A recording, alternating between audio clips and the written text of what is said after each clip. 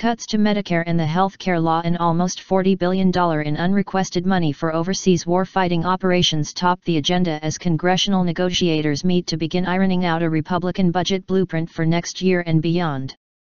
Separate House and Senate-passed budget plans have plenty in common. Both chambers want to use the fast-track budget process to send a measure repealing the health care law to President Barack Obama. And both call for padding war spending, it's exempt from budget limits, on new weapons and training of American forces. At issue is a non-binding measure for the 2016 fiscal year starting on October 1.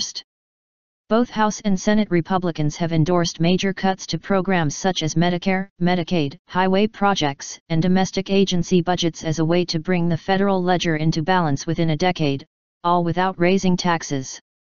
Under Capitol Hill's arcane budget rules, Congress first passes a non-binding, illustrative document called a budget resolution.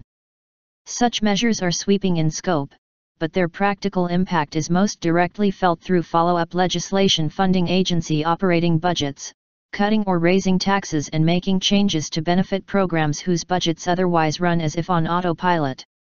Without a willing partner in the Oval Office, Republicans are showing few signs that they want to use their congressional majorities to actually try to implement their most controversial proposed cuts with binding legislation.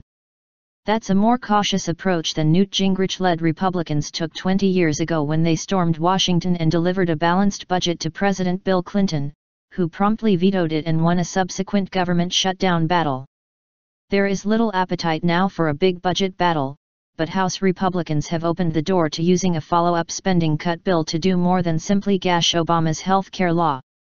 Legislation to curb postal service costs and end Saturday mail delivery is an option, as are cuts to food stamps, Pell Grants, student loans and subsidies for rural air service, among others. Senate Republicans, however, are more cautious and haven't detailed many of their proposed cuts. They have rejected a House GOP plan to turn Medicare into a voucher-like program for future retirees, and they are less aggressive in curbing spending on programs such as Medicaid and food stamps. Senate Republicans have signaled that they prefer a focused attack on the health care law they call Obamacare rather than a broader push to tackle deficits. They anticipate that only two committees, both with jurisdiction over the health care law, will draft a special filibuster-proof budget measure known as a reconciliation bill. House Republicans have told 13 committees to scrub the budget for savings for a potential reconciliation measure. One difference between the House and Senate is how easy it is to skirt budget rules and permit up to $38 billion in extra war funding to effectively match Obama's proposal to scrap current budget caps and eliminate automatic cuts known as sequestration. The House is more generous and would make it easy to deliver the additional money to the Defense Department. But Senate budget hawks such as Pat Toomey, R. Pennsylvania, have insisted on a procedural hurdle that would force defense hawks to muster 60 votes in the 100-member Senate to deliver the extra cash to the Pentagon.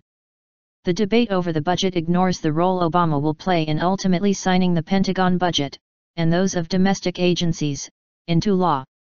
Obama is demanding more money for domestic agencies, and it's commonly assumed that any agreement between him and Republicans controlling Congress is several months away.